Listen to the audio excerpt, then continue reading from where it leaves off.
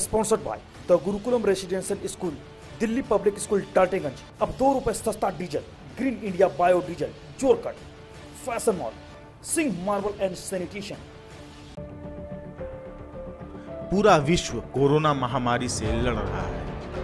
पूरे देश को लॉकडाउन ने सरकारी ताले में बंद कर रख दिया। हालांकि अब लॉकडाउन में ग्रामीण क्षेत्रों में थोड़ी छूट के साथ जनजीवन में आर्थिक मजबूती लाने की कवायद की जा रही है, मगर इन परिस्थितियों में जब हम पलामू के गांव की ओर रुख करते हैं तो पता चलता है कि हमारा समाज अज्ञानता, अनजाना, असमानता से भरा पड़ा है। शहरी माहौल से बिल्कुल अलग गांव की हवा, गांव के लोग, गांव की गलियां, सब बदला बदला। यूं तो सामान्य तौर पर गांव का माहौल शहरों की भाग दौड़ और हलचल से विपरीत शांत और प्रकृति के करीब होता है। लेकिन इन दिनों खेतों में हल जोतता किसान या फसल काटता उसका परिवार, सबकी एक ही चिंता है। कोरोना के कहर को तो कमोबेश झेल भी लेते, लेकिन आसमानी कहर को कैसे झेलें? महीनों की मेहनत से तैयार खेत में पक चुके रबी फसलें हों या कई बार पटवन करने के बाद तैयार हो चुका प्याज, इस बार किसानों के खून के आंसू रुलाया है। आसमानी आफत ने ऐसा कहर बरपाया कि खेत में तैयार हो चुका फसल काटने के बजाय किसानों की कमर तोड़। लॉकडाउन से तो ये असर हुआ है। लॉकडाउन के चलते परेशानी है लोग को, डीजल लाना में समस्या है। तो हमें प्रकृति के तरफ से पत्थर पानी के चलते सब प्याज बर्बाद है। पानी तूफान के चलते सारा खेती बर्बाद हुआ, गेहूं झाड़ा गया, प्याज मारा गया, पशु के लिए चारा गवत भी समाप्त हो गए।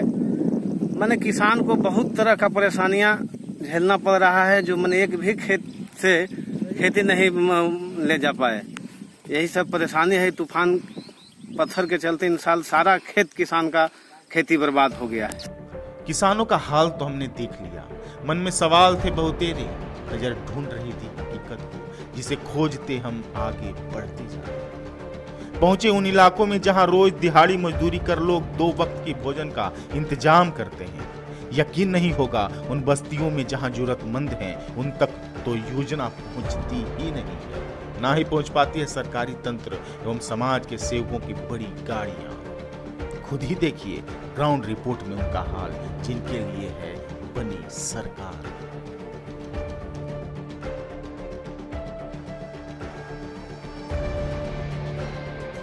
लॉकडाउन है, पूरा शहर स्थिर है और अब हम गांव की ओर निकले हैं। गांव के हालात जानने हमारी ये कोशिश थी कि गांव के लोग कैसे रह रहे हैं, उनका जीवन शैली क्या है, लॉकडाउन का कितना पालन किया जा रहा है। लेकिन जब हम गांव में आए तो यहाँ की स्थिति कुछ और निकली। लॉकडाउन तो फिलहाल शहरी जो लोग हैं उनके लिए आज ये समस्या है, लेकिन गांव में समस्याएं अनेक हैं और कई समस्याएं हमारे सामने हैं। इस वक्त हम हैं तरहसी प्रखंड के बरवाही टोला में और यहाँ कई सारे ऐसे लोग हैं जो विकलांग हैं, चल नहीं सकते हैं। एक दंपति, उनसे भी हम आपको मिलवाएंगे, लेकिन उससे पहले हमारी मुलाकात हो गई राजेश से। ये 20 साल का लड़का है और 20 वर्ष की उम्र में इसका एक पैर पूरी तरह से कहाँ से कटा है, कहाँ से आपका पैर नहीं है, इतना से नीचे इसका पैर नहीं है। ये आर्टिफिशियल पैर है, इसके सहारे ये चलता है। बेबसी कहें इसे।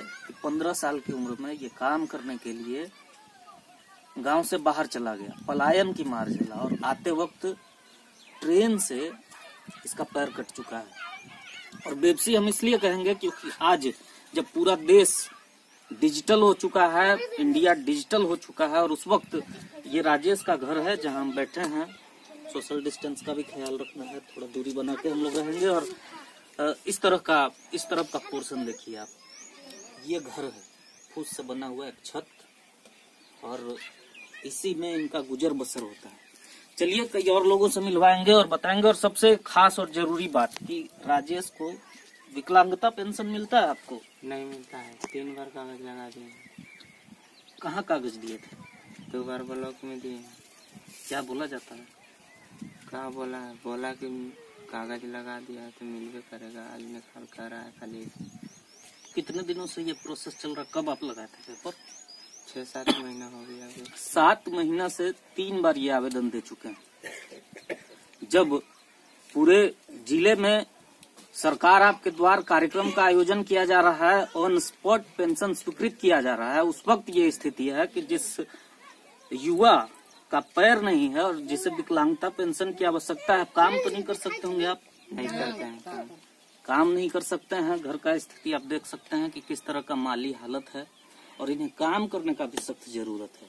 और जब ये काम नहीं करेंगे तो इनका गुजारा चलेगा कैसे? और इसके लिए जो सरकार की योजनाएं हैं उनका भी लाभ नहीं मिलना, ये दर्शाता है कि सरकार के जो पेपर वर्क में होता है, कथनी और करनी में आसमान जमीन का फर्क है, धरातल पे कुछ और ही है। चलिए और गांव में हम चलते हैं और लोगों से मिलवाते हैं आपको। का वो दूसरा दंपति जिसकी हम बातें कर रहे थे, दोनों दिव्यांग हैं और आप देख सकते हैं हमारे कैमरा से कि ये परवेश राम है और इनकी पत्नी। इसे इत्तेफाक कहें या संयोग कहें या फिर कुछ और, दोनों दिव्यांग हैं और इस परिवेश में दोनों को जीवन गुजारना कितना कठिन होता है ये समझते हैं। कैसे आप लोग का रोजी रोटी चलता है? क्या चलता है, माँ बाप ये माई ये है विधवा, वही कमा के लाते तो खाते हैं। आपकी माँ काम करती हैं, उससे आप लोग का गुजर बसर होता है। अच्छा, विकलांगिता पे जो दिव्यांगता पेंशन है वो आपको मिलता है? हाँ मिलता है वो। और आवास वगैरह नहीं है, आवास नहीं मिला? नहीं। साइकिल को नहीं है, कहीं जा भी नहीं पाते हैं ना। ये सच्चाई है, ये गांव की तस्वीरें हैं जो बता रही हैं कि आज हमारा इंडिया कहाँ है। आज भले पूरे वर्ल्ड में इंडिया का डंका बज रहा हो, इस वैश्विक महामारी के बीच इंडिया ने जिस तरह से कोरोना से लड़ने का और यहाँ के लोगों ने जो परिचय दिया है वो एक उदाहरण के तौर पर मिसाल दिया जा रहा है। लेकिन वास्तविकता कुछ और है। जब गांव का परिवेश, गांव का माहौल में हम आते हैं तो वही दिखता है जो सदियों पहले दिखता था। आज भी लोग मूलभूत सुविधाओं से महरूम हैं। जिन योजनाओं का डंका बजवाया जाता है उससे जो वाकई जरूरतमंद है, अब जरा सोचिए इनसे ज्यादा जरूरतमंद कौन होगा? जो दोनों परिवार दिव्यांग हैं, कोई भी न तो कमा सकता है और न कमाने लायक है, और इसमें इनको सरकारी सुविधाओं से वंचित करना ये कितना बड़ा पोल खोलता है। इससे बेहतर उदाहरण हम कुछ और नहीं दे सकते। और लोगों से हम मिलवाएंगे और दिखाएंगे कि गांव की सच्ची तस्वीरें क्या हैं और इस कोरोना महामारी का गांव पर क्या असर है। जरा सोचिए, जब ये लोग सरकारी योजनाओं से महरूम हैं तो कैसे सरकार और सरकारी तंत्र अपना पीठ थपथपाती है। धरातल पर क्यों जरूरतमंदों को दरकिनार कर दिया जाता है। खैर, दिव्यांग परिवार की तो हालत आपने देख ली। इस पूरे बस्ती में कोई भी ऐसा परिवार नहीं दिखा जो इस लॉकडाउन में दूसरों की मदद कर सके। लेकिन फिर भी एक ऐसा परिवार था उनके लिए जिनसे जो बना शेर आधा शेर ही सही खाने के लिए चावल मिल ही गया। इसे बेबसी नहीं तो और क्या कहेंगे। जो पिता बच्चों को भरपेट भोजन दे सके उसकी जुगत में पलायन कर गया है। वो तो लॉकडाउन में पंजाब में फंसा है, ना आ सकता है ना ही मदद में अदद रुपए भेज सकता है। और इधर 5 बच्चों के साथ उसकी माँ पड़ोसियों के रहमो करम पर जिंदा है। कभी खाली पेट, कभी आधे पेट, कभी पानी पीकर प्यास बुझाने वाले उन बच्चों को भी पता है भूख होती क्या है। ये भूख की बिलबिलाहट ही है सिर्फ चावल के दाने को गले से उतार रही है। अब तो मदद करने वाले भी हाथ खड़े करते नजर आते हैं।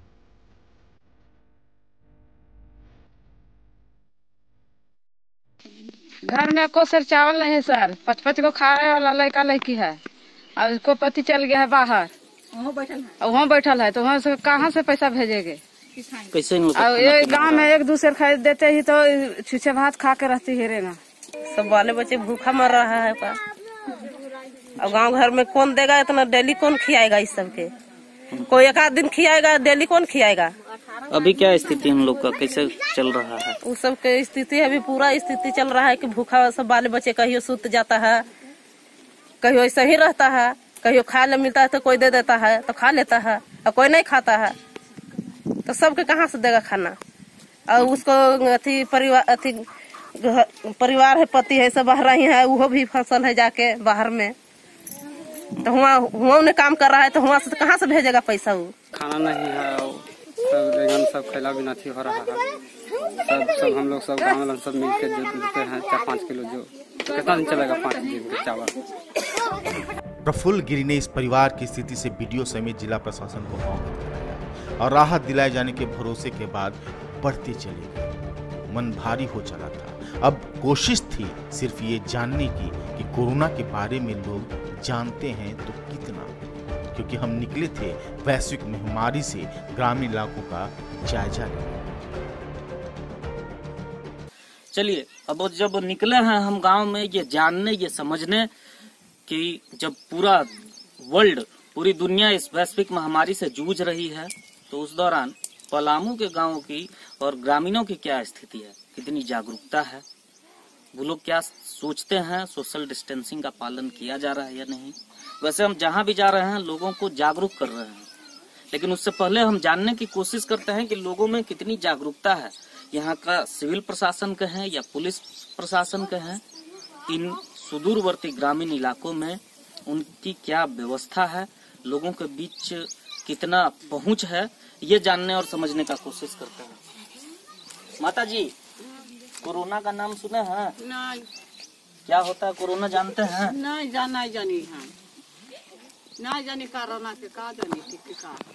एक बहुत बड़ा बीमारी आया है जो लोगों को एक साथ रहने से फैलता है। नजदीक नजदीक बैठना नहीं है, जो बाहर से लोग आए हैं उनको गांव में रहना नहीं है, पंचायत में रहना है, ये सब कोई जानकारी नहीं है ना।